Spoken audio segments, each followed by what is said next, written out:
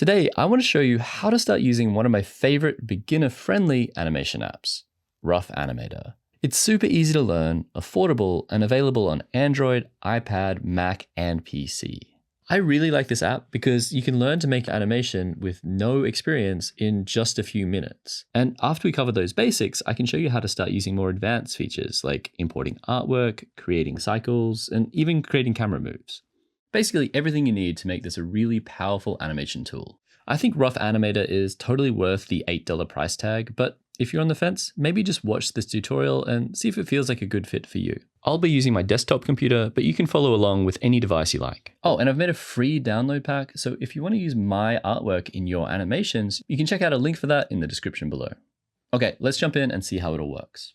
Okay, so I have Rough Animator open here. I'm just going to say New Project. If you're on a tablet, the view is a little different, but just click New Project in the corner down here. Now, no matter what version you have, you can choose your document settings. I'll set my frame rate to 12 frames per second. I really like this as a starting point for 2D animation.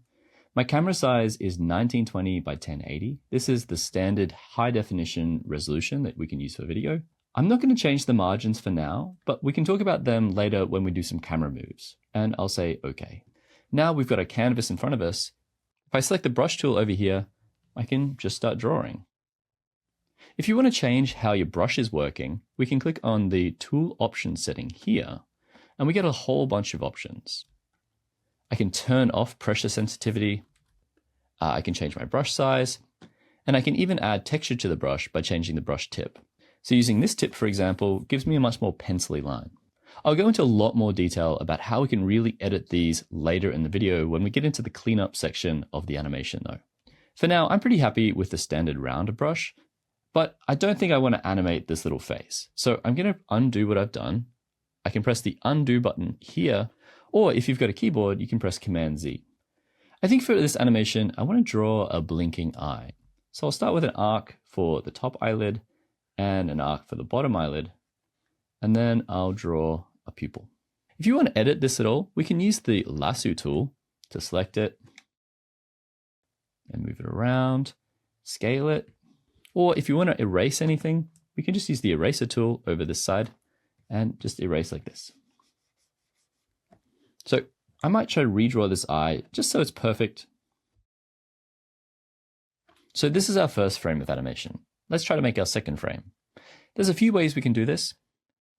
I like to press the next frame button here, which will take us to the next frame of animation. Another way you can do this is by pressing the add drawing, add after. Or you can press the right arrow on your keyboard. But now I can't see my first frame of animation. To see the first frame of animation really clearly, we can turn on onion skin in the corner here. Now I can see a red outline of my previous frame. For the second frame, I'm going to draw the eye slowly closing. When I'm doing blinks, I like to move the top eyelid a lot further than the bottom eyelid. This is usually how it happens in real life. So that's a really rough second frame of animation. I think that's looking okay. And now I'll make my third frame of animation. So I'll press this button here one more time. Now I'm just going to draw a fully closed eyelid. I'll turn off my onion skin so I can just see it a little bit more clearly. And if I want to play back this animation, I can press the play button here, or I can press enter on our keyboard. And this is our first little piece of animation. I think it's looking cool, but there's still loads of things we can play with. But before we do anything else, let's export this video so we can share it. All I need to do is go to File, Export Video. If you're on a tablet, you just press this little icon in the corner and then Export Video. And now we have a few options. QuickTime, which is like a movie file, and I usually choose H.264. Or we've got GIF. I'm going to choose GIF, but I'm just going to make sure my resolution is downgraded to about 30% so that I don't get this giant file that I can't share with anyone. I'll say OK, and now I'll just rename it. On a tablet, you set the name before you say OK, and then you choose Save Image here to save it to your device. Now we have an animation file that we can share with anyone. But let's try to take things a little further. So I've got 3 frames of animation here, and I know that because I can see in my timeline that I've got these 3 little boxes. So if I press on them, I can go through my animation frame by frame, or I can do the same thing with these arrow buttons over here, or with the arrow buttons on my keyboard. Lastly, you can drag this scrubby wheel icon up and down, and I find that this is particularly useful if you're working on a tablet. While you're drawing, you might feel like you want to move around the canvas a little bit. That's really simple to do. We can use the hand icon over here, And that lets us move around just like it's a piece of paper. You can also use the space bar as the hotkey if you're using a keyboard. This button here is your rotation tool. You can use the R button on your keyboard as well. And this is the magnifying tool. So we can zoom in by clicking. And to zoom out, you can hold Alt and then click. If you're using a tablet, you can just use 2 fingers to pinch and zoom and move around the canvas like this. So we've made 3 frames of animation, but I think that this might need a few more frames to make the blink feel convincing. So I'll step through my frames until I get to the end of the animation, and then I'll make sure my onion skins are on. And you can see here, we've got all the red frames coming before it. So I'll open up my eye a little bit more. This one's gonna look pretty sleepy. And I'll add 1 more frame. But if I want this to loop, I really need to see that first frame that I drew, so I can come to a nice soft stop at that frame. But my onion skins don't go far enough back. The quickest way to change that is by changing your slider down the bottom here to add a couple more frames to your onion skins, and now I can see my first frame. If you don't see this slider, just make sure your Tool Options button is selected. And if you've already drawn more frames than I have, and you can max out this slider and still not see your first frame, that's totally fine as well. All we need to do is select this first frame, long hold on it, and drag it to the end of the animation. Now when we select our empty frame, we can see that first frame in green because it's coming after the frame we're on. Just don't forget to drag this first frame back when you're ready. You can also move frames around your timeline by using these buttons in the top right corner of the window. This can feel a little bit more accurate in some cases. So I'll draw this last frame in. And now when I press the play button or the enter button, this is what my animation looks like. Which is feeling a little bit more normal. It's still pretty rough, but I think the main issue now is that we don't really get to hold on that eye being open for very long. I can change that by looking at the timeline and just dragging this frame to make it longer. That means that that first frame is going to hold for however many frames I have it on the timeline here for. And another more accurate way of doing it is just clicking these arrows here to change the frame duration. So at the moment, it's holding for 7 frames. And then each of these are holding for 1. So now if I press enter, it stays open for 7 frames and then has a blink. I'll zoom out and get a better view of it. I think that this little detail here is catching my eye, so I'll just delete that. So any little bits I want to tidy up, I can just erase and redraw. But I'm going to keep it pretty rough for this demonstration. You can see that by moving through my timeline, I've created this little glitch. See how it kind of flashes white before it starts looping? That's because while I was moving around, I've accidentally added an extra empty frame. You can see up here in the timeline that there's a darker gray frame just here. So that's an empty keyframe. All the frames that have drawings on them are this light gray, and then this one is a darker gray. So I can just select it and say, over here, delete drawing. So now I have a really simple, rough blink happening. So having this eye blinking is kind of nice, but it would be nice to have a face that it belongs to, right? So I could draw in a face and draw a different face for every single frame, but that's a lot of work. And I don't think we're going to add a lot of extra detail to the animation in the face. So if we want to have a face that's really still, what I might be able to do is go to my background layer. So in our timeline, you can see that I'm on layer 1, but if I click on background, suddenly we're in a new layer. If I use my eraser tool, you can see that it doesn't erase any of my drawing. So that means that we're working on a whole different layer below our animation. So what I'll do now is just start drawing a face. I thought it could be cool to have like a little gremlin-y face. So now I have this really rough drawing of this little goblin looking guy. I can press play. And you can see that this one drawing lasts the entire timeline. So I don't need to draw it lots of times in a row to make it work with my animation. And visually, we can see that's working here as well. You can see that this frame lasts this entire timeline. What I think I want to do now is make sure I've got 2 eyeballs. I mean, I could draw sort of a bit of a pirate eye patch or something to get away with not having a second eye. I could also reanimate these eyes a second time, but I'm feeling a little bit lazy. So what I'm going to do is select this top layer and say, modify layers, duplicate layer. If you're on a tablet, the modify layer button is called add layer, but it's in the same place. So now I've got a layer called layer 1 and I've got one called layer 1 copy. I'm going to rename this just by clicking on the name and typing in right eye. And I'll rename the first one left eye. So now I want to transform this eye so it flips over and gets to this side of the head. I could do this frame by frame by selecting the lasso tool here, selecting this and saying flip horizontal. And see, that could put it over here, but I don't think that's a great way to do it because I have to do that for every single frame. And transforming things over and over and over again can bring in some inconsistencies. So what I'm going to do instead is use a tool called Edit Multiple. So to do this, up in the top right corner, we can say Edit Multiple. And you can see here in the timeline, we've got this little checker line that covers this first frame. What I want to do is drag the edge of this checker frame to the end of the animation, which means it's going to select all of those frames. And then I select my lasso tool or press the L button, select all of these, and now say flip horizontal. This will flip all of my frames. You can see they're all displayed at the same time. And I'll move them over to this side of the face and I'll press enter once and then enter a second time. If you're working on a tablet, you don't need to press enter. You can just select a different tool to confirm the transformation. Now, when I press the play button or the enter button, we've got two eyes blinking at the same time. By doing that, I can see that my head's a little bit funny. It's not quite symmetrical. So I'm going to use my lasso tool again on the background layer. Just transform this over just to give that eye a little bit more space. And I'll just transform this nose back over as well. And at this point, I think I want to save my file. So I'll say File, Save As, and I'm going to call it Gremlin Blink version 01. If you're on a tablet, your file will save automatically. But if you want to create a new version of it, you can go to this icon here and select Close Project. Now in this screen, you can select Duplicate Project and write in a name for your file. Then select this new file and choose Open Project. Okay, so we have this simple blink animation here, and I think it's looking pretty good. But with animation, I usually find that you don't get things right the first time. So let's look at some of the ways we can start editing the timing and spacing of this animation.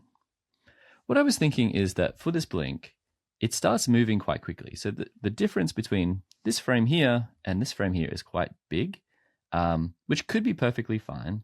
But I think I want to add one frame in between these two drawings so that it feels a little bit more soft. So all we need to do to add a drawing between these two frames is go to Add Drawing, Add After. This will automatically make a drawing that's just as long as the first frame, so I just need to shorten it. You can drag the edge of the frame to make it shorter. On my iPad, I find that works pretty well, but on my computer, it can be a little bit fiddly, so I use this frame duration button just to change the length of things. Now you can see we've got this empty frame here, and on my canvas, I've got a red frame for the frame that came before it, which is this one, and we've got a green frame for the frame that comes after it. So now I'll just draw in an eye. I want to kind of stick my drawing a little bit closer to my red drawing than my green drawing. That will make it feel like it's accelerating softly. Okay, and now I just need to draw my iris in, but I'm feeling a little bit lazy. So what I'll do is I go to my first frame, use my lasso tool, select it, and say copy, go to this new frame and say paste. Now when I press play, you can see that we've added this extra frame. The issue is that my right eye and my left eye are blinking at different times now. And I've got this empty frame at the end. That's because I'm just editing one layer and not the other layer. So just so this isn't distracting, I'm just going to turn down the opacity of my right eye. You can use this little slider to turn down the opacity here. Or if you're like me and you just want to get rid of that layer entirely, you can say Modify Layers, Delete Layer. On a tablet, you just need to click the three dots next to the layer to find this option. Now I can quickly duplicate this new eye with the extra frames and put it into the right spot. Also, I wasn't very careful when I drew this face originally, so now it's over to the side of the canvas, and I think it could be cool if I moved it all into the middle of the canvas. This is really easy to do as well. We can use the Edit Multiple button and drag this over all of our layers. Now when we use the lasso tool and the transformation, it transforms everything. Okay, so I think that's looking pretty cool. Let's look at how we can start coloring this up now. Coloring animation is really similar to coloring any digital drawing. So if you've done that before, I think you'll feel pretty comfortable here. The thing is that Rough Animator has a few extra tools to help make the process more consistent and efficient over time, because that's really useful for us as animators. Okay, let's jump in and see how it works. Wherever I can, I like to add color to its own layer. That means I can turn it off and it doesn't fight with the animation, just in case I want to change things later. So I'll click on Modify Layers, Add Empty Layer, and that will create a whole new layer. So to color things in, it's really easy. I'm just going to click on this Bucket Fill tool here, and I'll quickly choose a color. So I'm going to choose kind of an orangey color because he looks a little bit like a demon. I'll say OK, and I'm on my new layer, and I'll just click the area inside the circle of the eye. And you can see straight away we've got a problem here. It fills up the whole frame. And that's because it's not really referencing the eyes at all when it's figuring out what to color. So I'll undo that. And we just need to go to this setting here. It says samples this layer. And I want to say samples this layer and above. And that means it's going to sample any of the layers that's above it. So at the moment, the eye layers are above this color layer. So now I'll fill in these two irises. And at this point, we have a slightly different problem, right? We've got this kind of weird white ghosting line around the edge of our color, and that looks pretty gross. The reason that's happening is because our fill color doesn't overlap with the lines. So I'll undo that, and now we just need to use the expand fill, and that will take whatever we fill and just make it grow a little bit. So if I click now we can see that that fills in quite a nice way. I'll just expand this frame so it lines up with the timing of our eyes above it, and I'll go to the next frame, make sure that's the right length, and I'll fill these in too. I'm going to turn off my onion skin because onion skin is not very useful when we're doing color. And now let's see how that looks. Okay, I think that's looking pretty cool. Let's go to the next step. Let's fill in the whites of the eye. So I'm going to choose kind of a pinky color, just so it's a little bit easier to see against the white background. We can change this later if we like. And it's going to give him kind of like a cool bloodshot eye. But if I click here, we've got another problem. It fills up the whole frame again. And the reason for that is that we've got these big gaps in the line work. So this is a kind of a problem because I'm just trying to color in rough animation. So maybe in the cleaned up animation, you'd have a much tighter line work that fills in all these gaps. But in this case, I don't really want to do that. I think it changes the design. But if you don't want to change the line work and fill in all those tiny gaps everywhere, what we can use is the close gaps slider here. So if I turn this right up, I can fill in these gaps. The problem with using really big numbers on your closed gaps is that we start to get areas like this where we get artifacting. So you kind of have to balance that out. So it doesn't solve every problem, but it does fill in those little gaps that you might not notice. So now I'm going to go through, fill these areas. And you can see here, these gaps are just too big. So I'm just going to do a little bit of line work in the same color on my color layer and fill these in. And just brush over any bits that aren't 100% working. Okay, so now we've got the eyes filled in, but I do think we could color in the background face as well. The problem is that this is on a background layer, and that means we can't make a color layer below it. There are a few ways around this, but the simplest way is just color it in on the same layer that the line works on. This works exactly the same way as what we've done already, but there is one extra step that I think could be useful here. So I'm going to choose kind of a greeny color, warm green, say okay. I'm going to turn down my gaps closing because I think it's going to create a lot of artifacting, and I'll just fill in this. So when I've done that, see how it's kind of like crossed over these lines and I've lost this line work and it looks kind of gross?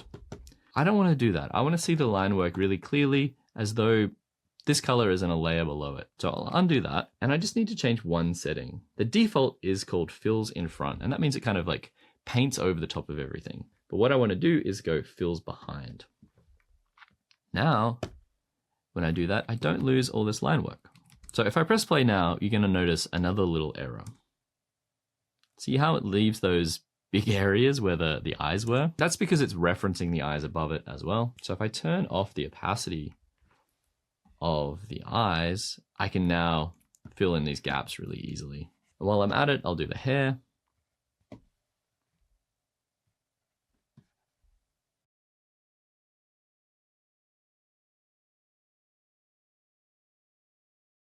If you ever want to select the same color you've already chosen, you can use the eyedropper tool here. Then you can click on the color you want, and then it will select that color. So I'll just select that color so I can fill in this little gap. And now When I press play, we've got a fully colored image. So I think this is a really good starting point to get to. The rest of the lesson, I'm going to show you a couple of extra little tricks that could help your workflow for this project and future projects as you expand your skills. So let me export this and then we'll jump into that in a second. This time I'll export it as a QuickTime or MP4 file. These are easier to share on social media. So if you've exported your animation already, you might have noticed that the video file is really short. You'll press play and then the video file will just close automatically, unless you've got a looping function. But honestly, that's a little bit annoying if you want to share your animation on social media or share it with friends or anything like that. And the reason for that is that our file is only about 1 second long right now. So I want to extend this animation. I could copy and paste this animation so it loops over and over and over again, but that could be a little bit tedious. So what I want to do is start using the Make Cycle button, and that will let us extend the entire length of our animation, but we don't need to copy and paste all of our animation over and over again. So let's go and add drawing, add after. So I'm just working on just the right eye for now. You can see here it's added an empty frame. And now I'll press Make Cycle. You can see here that it's highlighted my frame in blue, and it's got the previous frames outlined in a blue frame as well. All of the settings for our cycle are in the tool options area just here. And the most important part of this area is the repeats previous slider here. So you can see as I change this number here, it changes this outline. So what it's doing is showing you which of these frames it's going to loop for you. I want to go all the way back to the start of the animation, so I'll make it on 7 for me. It might be a different number for you. And then for this frame here, you can see that it's colored in blue here. I actually want to make that really long. So I might make that, let's make it 100 frames. Now you can see that our timeline has got really long and it's full of these little chunks. Each of these chunks is a cycle of animation. So if I press play now, you can see just the right eye has this nice loop that keeps going and going and going. So I need to do that for each of the layers, but this is a lot quicker than trying to copy and paste each of these frames. And the other reason it's really useful is because if I make a little change to this frame here, it will happen on all of my loops. So if I ever want to edit things, it's a lot quicker to do it in this cycle function. So I'll just do that process for each of these layers. If you're in a situation where you make this number here larger than the frames that come before it, so for example, if I make this 8, you'll notice that the cycle breaks and it displays all as red. And that just means that the program doesn't know where to draw these frames from anymore. Okay, so I'll zoom out and now we have this blink that goes for a long time. And if I export this file, it's going to be much longer and much easier to watch than it was before. The cycle function actually has an extra element that I won't be able to use in my animation because we've got a static animation. But if you're doing a walk cycle or something like that, you can use the X offset, Y offset, or the scale offset to start transforming it each cycle. So for an example, I can just say I want to offset it by 9 pixels in the X axis every cycle. And now, every time it cycles, it's going to move the eye over just a little bit. Obviously, we don't want to do that in this animation, but it can be really useful to know that you can do that in the program. I'm going to undo that, and now we've got our blinky guy all ready to export. But I want to have a look at a few other things we can do here. So a really fun thing we can start playing with is importing designs and illustrations we might have done in other apps like Procreate or Photoshop. Before we do that though, I just want to make a new layer for this image to sit on. So I'll say modify layer, add empty layer. I'll drag it to the bottom of my layers and I'll say file, import images. Now I've got a background image that I've painted already, and you can see here it's not quite the right size or placed in just where I want it. So I'll use the handles on the edge of the frame just to scale it and move it where I want it. Okay, that's lined up pretty good. I'm going to press enter and I'll press play now. The problem now is that this frame doesn't go to the end of the animation. So I'm just going to make sure it extends all the way. From memory, this is an 113 frame animation. Let me just check that it goes all the way to the end. Yes, you can see here it goes all the way to the end of the animation. And now I can just press play. Okay, that's looking pretty cool. Let's have a look at adding a simple camera move. The simplest camera move I could do to this animation would be to add a little bit of a zoom in, which could make it feel a bit more cinematic. If I head up to the top corner here, I can click the camera button, which will open up the camera user interface over here. And on my first frame, I'm going to say add key. So I'll use this as my starting point. Now I'll go to the end of my animation and I'm going to say scale. I'm going to scale up a little bit. I don't want to go too far. Maybe just something like this. And now I'll press enter. This time around, we don't actually need to say add key because it does it automatically when we change things. You can see at the top of the timeline, we've got this little diamond icon, which means that there's a keyframe on this frame for the camera. Now, when I press enter, we can see that we've got this really subtle camera move that affects all of our layers at the same time. But what if I want to make a more dramatic camera move? Like, what if I want to pan across this image, for example? Well, the problem is that if I go like this, I've got no image on this side. You might have seen in my background that I've actually painted all that in, but the app doesn't know how to see that at the moment. So you can see it's kind of just cropped everything out and it doesn't look right. But this is a really simple fix. What we need to do is go to File, Resize, Crop, Expand. On a tablet, you just need to click this icon and then click Resize or Crop Expand. And you might remember at the start of the lesson, we set up our files and I mentioned margins. This is where margins come into play. So you can set it up when you first make your file, or you can edit it when you're ready to make your camera moves. In this case, I want the canvas size. That's going to set our margins. And you can see here, as I make this bigger, we sort of get this white box around our picture. These are basically pixels that the app can see, but when we export them, no one else will see it. So I'm going to make this about 3000 pixels for me. You can experiment with whatever you want. And I'm going to say, okay. Okay. So now I've got this grayed out square and I've got my original background in here as well. When I imported it, it cropped it off. So I'm going to have to import that background again. Really quick to do. Import, get my full background. Now I'm just going to line it up with my eyes again. When I'm happy, I'll press enter. Now you can see that there's this gray area with extra background around the image. So I'm going to use that as part of my camera move. I'll make sure my camera button is selected and I'm going to delete these keyframes I've already done. So I'll head to the frame that the keyframe's on, click on it and say delete key. Now I'll make a new camera move. This time it's going to pan from left to right. So I'll go to my first frame, say add key, and I'll just move it over here. And now I'll go to the end of my animation and I'll move it to the side. Now when I press play, you can see that I've got a camera move that shows all these extra pixels that weren't visible before. And of course, I can combine different parameters on this camera move. I could rotate it and translate it up and down and scale it all in the same keyframe. And it'll do some sort of wacky camera move like that. I don't think that looks very cinematic, if I'm honest. So I'm going to undo all of that and just make something that looks a little bit more cool to me. So maybe something a little bit more cinematic would be zooming out a little bit further than we did originally, and then heading to the end and then zoom in. So having all those extra pixels meant that I could zoom out further than I could before. The last thing I want to look at is some of our brush options. You can see here that the line work from my illustration and my line work from my animation look quite different.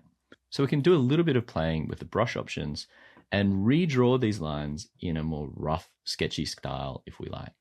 So I'll just quickly make a new file here just to show you how these brushes work. The normal brush is just a normal round brush, and you can change the size, which is pretty obvious. You can also change the opacity, which is how see-through it is. This makes it a little bit transparent, and the flow does something similar, but as you paint over it, it kind of adds on top of itself. We can also use the brush tool to make specific shapes. So if I select this icon here, I can select a line tool or lots of other geometric shapes. I'm going to switch back to my normal line tool though. I don't use those settings very often, to be honest. But what I do like to do is sometimes I like to change the brush tip. So there's a more pencil-y brush here, which definitely gives us a little bit more texture to our lines. So this is pretty nice. But one issue I see when I'm using Rough Animator only in the desktop version and not the iPad version is that even if I have pressure sensitivity on, I don't see a lot of variation in any of these settings as I press harder and softer with my stylus. This is pretty weird. I think it might be a glitch, but the easiest way around this is going to the settings area here and turning down minimum brush size pressure all the way to 0. And I'll usually put the minimum brush flow pressure all the way to the top. Then I'll say done. And now we get this nice thick to thin. It does mean that I actually have to turn this setting way up. So this is a massive brush, 245 pixels. just to get a brush this thick. If you're on an iPad or an Android tablet, I think you can work at a way lower size than that to get this same brush. The other setting we can look at is smoothing, and I find that the smoothing in Rough Animator is quite severe. So I actually don't use it very much. I just keep it on about 1%, and I find that that gives me sort of a nice natural smoothing feel rather than something that's super digital and takes away all my detail in my strokes.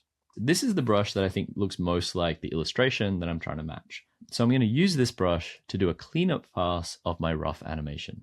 So now that I have this nice brush that I'm happy with, I can do a process called cleanup. Usually you do this before you do the color of your character and the camera moves and all that sort of thing. But I thought I'd leave it till now because I didn't want to get too distracted with all the brush settings. All I'm going to do is turn down the opacity of my eye. And I could do this on a brand new layer. But there's one more setting I want to show you. In Modify Layers, I can duplicate layer timing to blank drawings. If I click this button here, it will create a new layer that has a series of empty drawings that all match the exact timing of the layer I duplicated. This is really useful when you're doing cleanup and color. They also have all of these loops already built in. I'm going to quickly rename this so I don't get confused. And I'll turn up the opacity to 100%. Now I'll just draw in a nice inky version of my rough animation. I usually like animations that have a bit more hand-done texture, but if you like super clean animation, you need to be much more precise with this cleanup pass.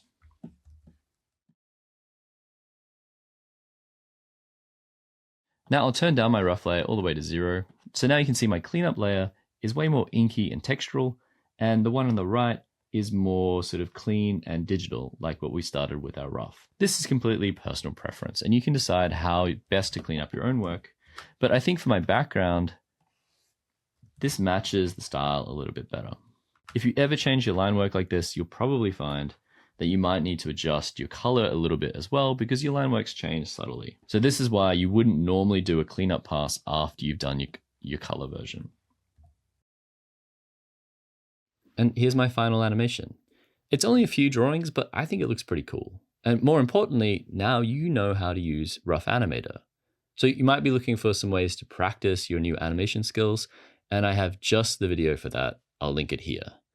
And if you want to check out any of the more in-depth classes I run, I'll put a link for that in the description below as well. Thanks so much for being here, and I'll catch you in the next video. Cheers.